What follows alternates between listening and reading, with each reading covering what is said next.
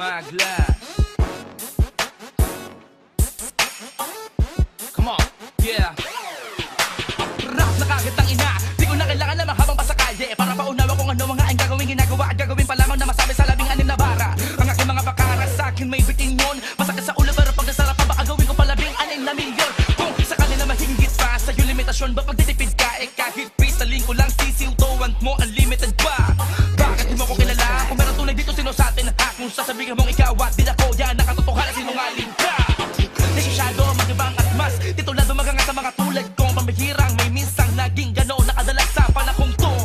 Kahit masyado na akong naging abala sa pagiging simpleng poging rapper SPR, wag kayo mag-alala dahil di ko nalilimutan ako maging ako sa mga pagkakataon na kailangan. Lalo na kung pagdating sa kalimawan maroon ako matatag na katibayan kahit gano'n ako kataas. May pagpapakumbaba kong isinulat ko. Wala akong pake kung meron mayabangan, trono ko naman ang binubuhat ko. Tangan ko ang mabigat na kataga at bit-bit ko ang tanikala na kapag sinampal ko sa mga bukin na kina ay lintek ko magpakawala para bang spiritual na balakon na gumigiba ng panahon na para ako magbaon wala nang ata-ata-ataon.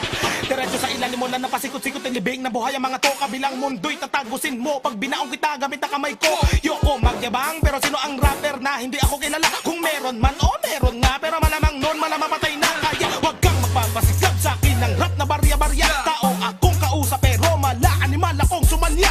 Ha! Sa amin wag nang magmaasim pa. Pag pumutok dila ko patay kahit yung hindi ko inasinta. Yung puro lang flow mga utak so slow, mga pukinanginan to. Oh no, bigyan ng low blow. Sarap sa pakin ng mga to. Nag-iisa lang ako kahit kailan ay walang magiging kapares. Wag mo kong angasan at baka ihatid kita sa pintuan ng Hades. Team Force, Flick G, Smagla.